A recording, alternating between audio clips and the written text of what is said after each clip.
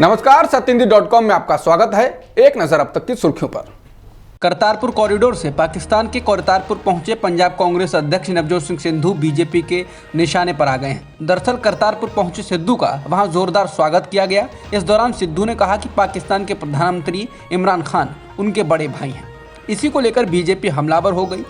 BJP के प्रवक्ता समित पात्रा ने कहा कि आज सिद्धू ने इमरान खान को बड़ा भाई कहकर संबोधित किया और कहा कि मैं उन्हें बहुत प्यार करता हूँ। ये करोड़ों हिंदुस्तानियों के लिए चिंता का विषय है। पात्रा ने कहा कि सिद्धू ने राहुल के कहने पर कहा है। वहीं बीजेपी आईटी सेल के हेड अमित मालवीय ने कहा कि राहुल गांधी के प्रिय सिद्धू ने इमरान खान को बड़ा भाई कहा। पिछली बार सिद्धू ने पाक आर्मी चीफ को गले लगाया था। बीजेपी के हमलों को लेकर नवजोत सिंह सिद्धू ने पत्रकारों से बात करते हुए कहा कि बीजेपी जो भी आरोप लगाना चाहे लगा ले, मेरी ना तो कोई दुकान है और ना ही रेत की खान, मेरा कुछ भी नहीं है। उन्होंने कहा कि आज ही गुरुद्वारे में नतमस्तक होकर आया हूं, पिछली बार भी यही बात कही थी। मुद्दों को भटकाने की कोशिश नहीं की जानी चाहिए। अगर बात का बतंगड़ बनाना है तो कोई भी बना सकता है। सिद्धू ने इसके साथ ही दोनों देशों के बीच रिश्तों को सुधारने की वकालत की और कहा कि अब सारे दरवाजे और खिड़कियां खुलने चाहिए। पहले जितना भी विदेशी व्यापार होता था उसका 25% अकेले वाघा बॉर्डर के जरिए होता था। अगर हम आगे बढ़ना चाहते हैं तो हमारे पास इसके अलावा कोई चारा नहीं।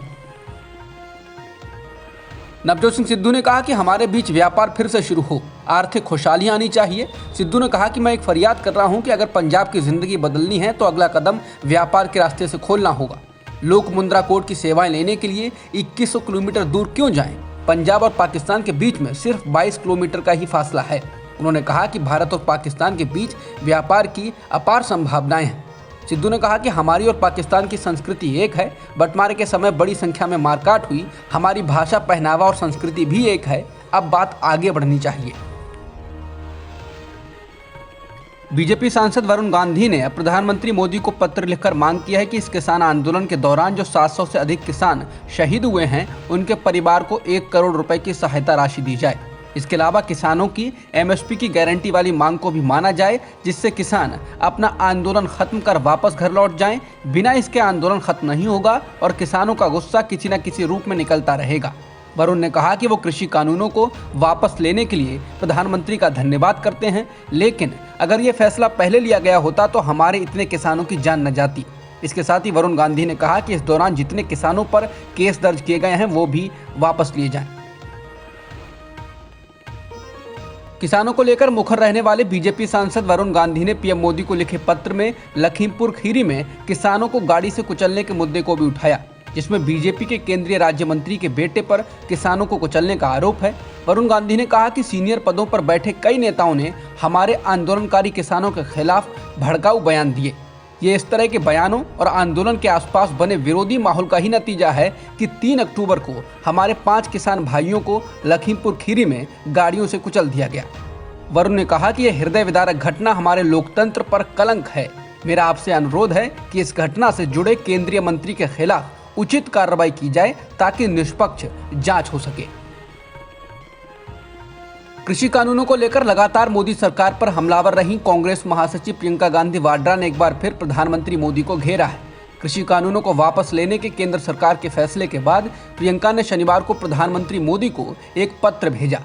इसमें प्रियंका ने लिखा है कि अगर वास्तव में प्रधानमंत्री की किसानों के प्रति नियत नेक है तो वो केंद्रीय मंत्री अजय मिश्रा टेनी के साथ मंच साझा ना करें और उन्हें अपने मंत्रिमंडल से बर्खास्त करें। अजय मिश्रा टेनी लखीमपुर खीरी हिंसा मामले के मुख्य आरोपी आशीष मिश्रा टेनी के पिता हैं। प्रियंका ने लिखा है कि वे लखीमपुर खीरी कांड के पीड़ितों के परिवारों से मिले हैं और इन परिवारों को अजय मिश्रा टेनी के अपने पद पर बने रहते हुए इंसाफ मिलने की आस नहीं है। उन्होंने कहा कि गृह मंत्री अमित शाह और मुख्यमंत्री योगी आदित्यनाथ भी अजय मिश्रा टेनी के साथ मंच साझा कर रहे हैं। कांग्रेस नेता प्रियंका गांधी ने पीएम मोदी को पत्र लिखकर मांग की है कि देश भर में किसानों पर दर्ज हुए मुकदमों को वापस लिया जाए और सभी शहीद किसानों को आर्थिक अनुदान दिया जाए। इससे पहले प्रियंका ने कहा था कि प्रधानमंत्री की नीयत पर भरोसा करना मुश्किल है। प्रियंका ने शुक्रवार को कहा कि 600 से अधिक किसानों की शहादत, 350 से अधिक दिन का संघर्ष। मोदी जी, आपके मंत्री के बेटे ने किसानों को कुचलकर मार डाला, तब आपको कोई परवाह नहीं थी।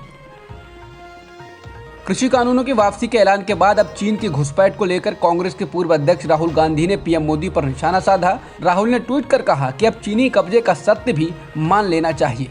बता दें, हाल ही में रिपोर्ट आई है कि चीन ने अरुणाचल प्रदेश में एक 60 इमारतों का एन्क्लेव बना लिया है। इससे पहले पेंटागन की एक रिपोर्ट में इसकी पुष्टि भी की गई कि चीन ने अरुणाचल प्रदेश में एक 100 घरों का गांव बसा लिया है।